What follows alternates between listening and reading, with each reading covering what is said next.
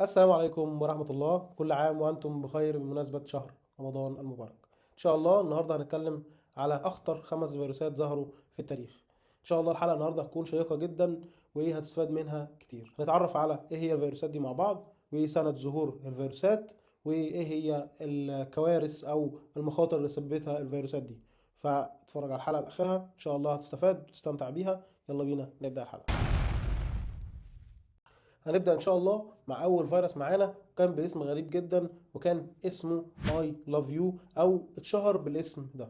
طيب، كان إيه بقى اللي بيحصل؟ أول ما أنت بيجي لك إيميل مبعوث باسم I love you أو عنوان بتاعه I love you، الناس كانت كلها بتستغرب وبتخش تفتح الإيميل ده وبتشوف إيه هو الإيميل ده. الفيروس بقى كان معمول بغرض إن هو أول لما حد يدخل على الإيميل يروح جاي باعت نفسه، ويروح جاي ناسخ نفسه لكل جهات الاتصال اللي عندك، ويروح جاي باعت نفسه من غير ما انت تاخد بالك. فنفس المشكله بتحصل مع كل الناس اللي بتبعت لهم الرساله. فدلوقتي الفيروس ده انتشر بطريقه كبيره وانتشر بشكل كبير جدا في وقتها. الفيروس ده انتشر سنه 2000 ودمر اجهزه كتير جدا وقتها، والفيروس ده تسبب في خسائر ماليه قدرها 15 مليار دولار. فاللي احنا عايزين نتعلمه من الدرس ده ان انت اي حاجه تتبعت لك على الميل او اي رساله تجي لك على اي ابلكيشن او اي حاجه، ما تفتحهاش الا لما تكون متاكد مليون في الميه ان دي حاجه مضمونه وانت عارف مين اللي بعت لك الرساله دي، عشان ما يحصلكش اي مشكله او اي اختراق من اي شكل. فده اول فيروس معانا. هندخل بقى على تاني فيروس معانا وكان باسم ستاكس نت. الفيروس ده كان متطور ومصنوع اصلا عشان يكون سلاح الكتروني. الفيروس ده اتعمل عشان يكون سلاح الكتروني يدمر الأجهزة النووية أو المفاعلات النووية الإيرانية. تم اكتشافه سنة 2000 وكان بيستهدف أجهزة التحكم الصناعية جوه المفاعلات النووية الإيرانية عشان يخليها تشتغل بشكل غلط من غير ما أي حد ياخد باله.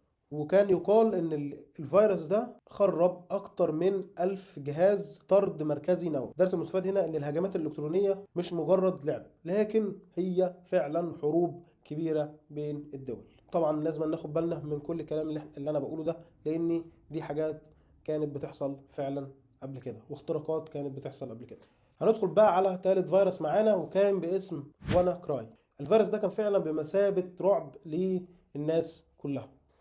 تخيل بقى معايا كده يا صديقي ان انت كنت تيجي تفتح الجهاز بتاعك تلاقي كل الملفات بتاعتك متشفرة بالكامل، وعشان تفك التشفير بتاعها او عشان ترجع الملفات بتاعتك لاصلها كان بيبقى مطلوب منك فدية بالاف الدولارات. الفيروس ده انتشر سنة 2017 وكان بيستخدم ثغرة في انظمة ويندوز. الفيروس ده اصاب اكتر من 200 الف جهاز في اكتر من 150 دولة حول العالم. الضحايا بتاعت الفيروس ده كانت حكومات ومستشفيات وشركات ضخمة جدا. فطبعا الدرس المستفاد هنا ان انت لازم تخلي الجهاز بتاعك متحدث على طول، عشان بيبقى فيه ثغرات بيكتشفوها هم اول باول، فكل ابديت بينزل بيحل كل المشاكل بتاعه الانظمه زي ويندوز والماك. وكده هنبقى اتعرفنا على ثالث فيروس معانا. هنخش بقى على الفيروسات اللي بعدها. ندخل على رابع فيروس معانا وكان باسم ماي دم. الفيروس ده من اسرع الفيروسات اللي انتشرت لحد دلوقتي اللي احنا فيه. طبعا كان الفيروس ده كان ايه اللي بيتم؟ كان اول حاجه الفيروس ده كان بيبعت لك ايميل، الايميل ده موجود فيه فايل اتاتشمنت مبعوث معاه او بيبقى فايل مرفق مع الايميل ده. اول لما انت بتفتح الايميل الفيروس ده بيبدا بينسخ نفسه وينتشر بسرعه مجنونه جدا. الفيروس ده ظهر سنه 2004 وتسبب في خسائر ماليه كبيره جدا قدرها 38 مليار دولار.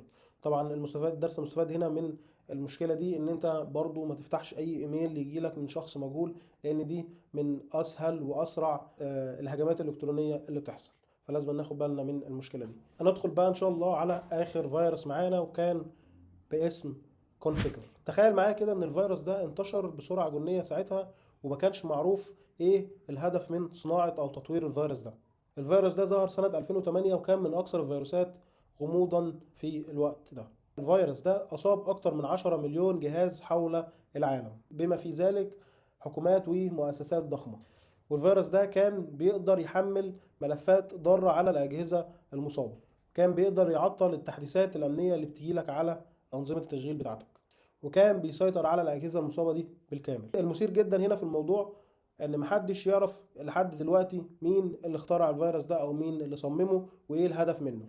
الدرس المستفاد هنا ان احنا لازم يبقى عندنا على الاجهزه بتاعتنا انتي فيروس عشان يبقى مضاد للفيروسات اللي بتيجي، ويقدر ان هو يمسحها او يكتشفها على طول، فما يحصلش مشكله للجهاز بتاعك او يحصل اختراق للجهاز بتاعك. احنا كده خلصنا الفيروسات اللي احنا قلنا عليهم. وفي النهايه لازما تبقى واخد بالك ان الفيروسات دي مش مجرد اكواد بتتكتب وخلاص، لا، الفيروسات دي ممكن تخش تدمر جهازك، تعرف ملفاتك، تعرف كل حاجة موجودة على الجهاز بتاعك، تعرف كل البيانات اللي موجودة عندك، وتبقى تكشف حياتك بالكامل. فلازم ان انت تبقى حذر وانت بتتعامل مع التكنولوجيا عموما، وتبقى عارف انت بتعمل ايه.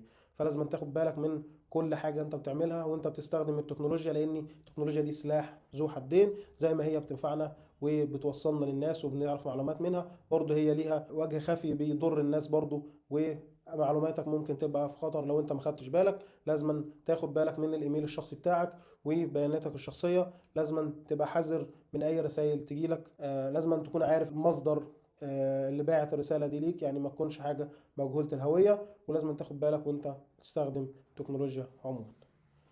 لو كنت مستمتع بالحلقة ما تنساش اللايك والشير والسبسكرايب. ولو عجبتك حلقة النهاردة اكتب لي في الكومنتس تحت الفيديو وتقول لي رأيك في الحلقة. لو عايز حلقات من النوع ده قول لي في التعليقات. وفي النهاية كل سنة وانتم طيبين ورمضان كريم علينا وعليكم. مع السلامة.